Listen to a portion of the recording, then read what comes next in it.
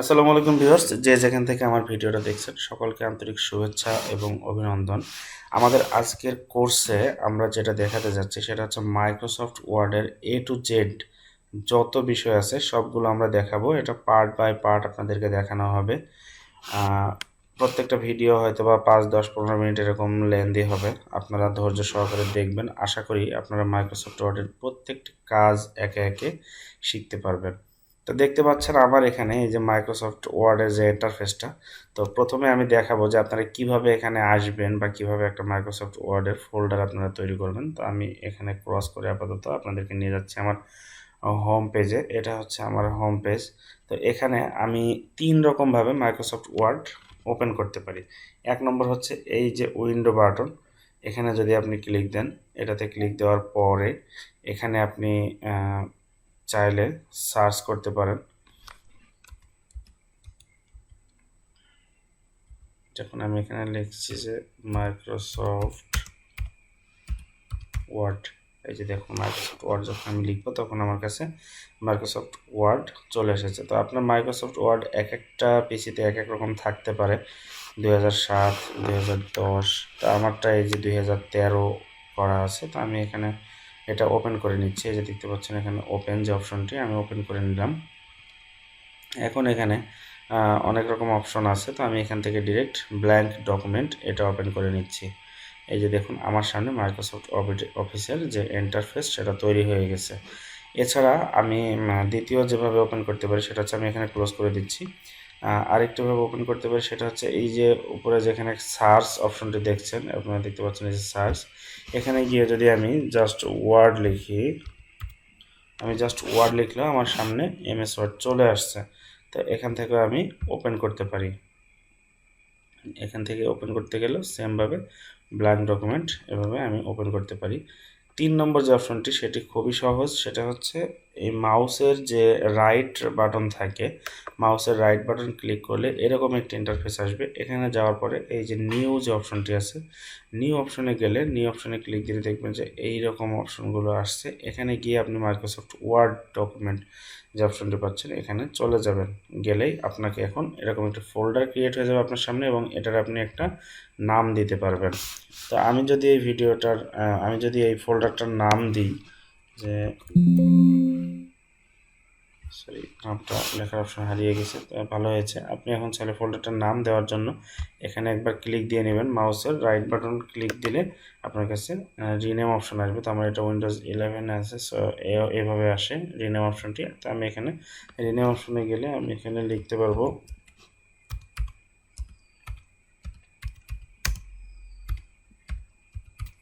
আমি জাস্ট একটা ফোল্ডারের নাম দিলাম এবং এখন এন্টার বাটন ক্লিক করলে আমার ফোল্ডারটার নাম হয়ে যাবে। এই যে দেখুন ফোল্ডারটা চলে আসছে। আমি এখন চাইলে ফোল্ডারটা আমি ইচ্ছা মতো নিয়ে আসতে পারি এদিক সেদিক। এই যে এখানে আমি নিয়ে আসলাম। এখন আমি এই ফোল্ডারটাকে ওপেন করব। এভাবেও আমরা মাইক্রোসফট ওয়ার্ডের একটি ফোল্ডার তৈরি করতে পারি বা মাইক্রোসফট ওয়ার্ডের ভিতরে আমরা যেতে পারি। এখন আমি আপনাদেরকে এই যে উইন্ডোটা দেখছেন আপনারা, এই উইন্ডোটার আমি একটা পরিচিতি আপনাদেরকে দেখাবো। এখানে পরিচিতি যদি দেখাতে যাই, যে অপশনগুলো আছে একেবারে উপর থেকে যদি আমি শুরু করি, এই যে এটা দেখছেন মাইক্রোসফট ওয়ার্ড, এটাকে বলা হয় টাইটেল বার। এই যে টাইটেলটা লেখা আছে যে আমার ফোল্ডারটার নাম কি, সো এটাকে বলা হয় হচ্ছে টাইটেল বার। এরপর এই যে অপশনগুলো দেখছেন home, insert, design, page layout, reference, mailing, review, view, add-ons, এটাকে বলা হয় হচ্ছে রিবন। এই এরিয়াটাকে রিবন বলা হয়। এবং এই যে এরিয়াটা দেখছেন এই এরিয়াটাকে বলা হয় হচ্ছে রোলার। আর এই যে ফাঁকা জায়গা যেখানে আমরা কাজ করব মূলত, এই যে দেখতে পাচ্ছেন এগুলো, এই এরিয়াটাকে বলা হয় ওয়ার্ক এরিয়া। এবং এখানে যে একটা অপশন দেখছেন এই যে স্ক্রল বার, এটাকে বলা হয় হচ্ছে ভার্টিক্যাল স্ক্রল বার। আর এটাকে যদি আমি একটু জুম করি, এই যে এখানে যে জুম অপশন দেখতে পাচ্ছেন, এই জুম যদি করি তাহলে এখানে আরেকটি স্ক্রল বার তৈরি হবে, সেটাকে বলা হয় হরিজন্টাল স্ক্রল বার। এই ছিল হচ্ছে মূলত এই উইন্ডো পরিচিতি। তো এখানে প্রত্যেকটা অপশনের এক এক করে কাজ আছে। আপনাদেরকে প্রত্যেকটা অপশনের এক এক করে কাজ দেখানো হবে। তো আপনারা ধৈর্য সহকারে ভিডিওগুলো দেখবেন। আমি একটা ভিডিও অনেক বড় করে করতে গেলে দেখা যাচ্ছে অনেক বড় হয়ে যাবে। তাই আমি ভিডিওগুলো আপনাদের জন্য ভেঙে ভেঙে পার্ট বাই পার্ট তৈরি করব। তো এখানে আমি একটু দেখাই আপনাদেরকে যে ফাইল অপশনে কিছু কাজ রয়েছে, এমএস ওয়ার্ডের ফাইল অপশনে কিছু কাজ রয়েছে, সেগুলো এখন আমি আপনাদেরকে দেখাবো। এই যে দেখুন, ফাইল অপশনে যদি যাই আমরা, তাহলে যে অপশনগুলো আসে সেটা হচ্ছে new, open, save as, print, share, এই যে অপশনগুলো আছে। তা আমি আপনাদেরকে এখানে থেকে বেসিক যে অপশনগুলো, এই যে প্রিন্ট পর্যন্ত বেসিক অপশন, এগুলো আপনাদেরকে আমি একটু ধারণা দিব। ইনফোর ভিতরে এই যে প্রোটেক্ট ডকুমেন্ট, মানে আপনি ডকুমেন্টের প্রোটেকশন করার জন্য যদি লক করতে চান কোনো ফোল্ডারে বা এরকম কিছু, সেটা করতে পারেন। তো এটাও খুব অ্যাডভান্স লেভেলের, এটা আপাতত আমরা না যাই। তো এখানে যে নিউ যে অপশনটা দেখছেন, এখানে দেখতে পাচ্ছেন নিউ অপশনে যদি আপনি যান, তাহলে আপনি নতুন করে আরও একটা ডকুমেন্টস নিতে পারবেন, ব্ল্যাঙ্ক ডকুমেন্ট চাইলে নিতে পারবেন। এটা হচ্ছে নিউ অপশনের কাজ। আপনি যদি ওপেন করেন, তাহলে এখানে কোনো ফাইলে যদি আপনি যেতে চান, যে আমি এখানে আছি, এখন আমি এখান থেকে অন্য কোনো ফাইলে যেতে চাই, তো এখান থেকে যে কোনো ফাইলে আপনি যেতে পারেন, গেলে সেখানে আপনি নতুন করে সেই ফাইলের কাজ করতে পারবেন। এরপরে সেভ, আপনি যে ফাইলটা কাজ করলেন, এই যে ফাইলটা কাজ করলেন, এটাকে যদি আপনি সেভ করেন, তাহলে আপনি এখানে জাস্ট সেভে গেলে এই ফাইলটা সেভ হয়ে যাবে। এরপরে সেভের জন্য আরও দুইটা পদ্ধতি আছে, সেটা হচ্ছে আপনি Ctrl+S যদি ক্লিক করেন, আপনার Ctrl+S, এটা যদি আপনি কিবোর্ডে কমান্ড করেন, তাহলে আপনার ফাইলটা সেভ হয়ে যাবে। এর পাশাপাশি এই যে অপশনটা দেখছেন, এটাও কিন্তু সেভের অপশন, এই দেখতে পাচ্ছেন এখানে সেভ Ctrl+S, এটা আপনার কাছে শো করছে। তো এখানে যদি আপনি ক্লিক দেন, তাহলে আপনার এই যে ফাইলটা আছে, সেই ফাইলটা সেভ হয়ে যাবে।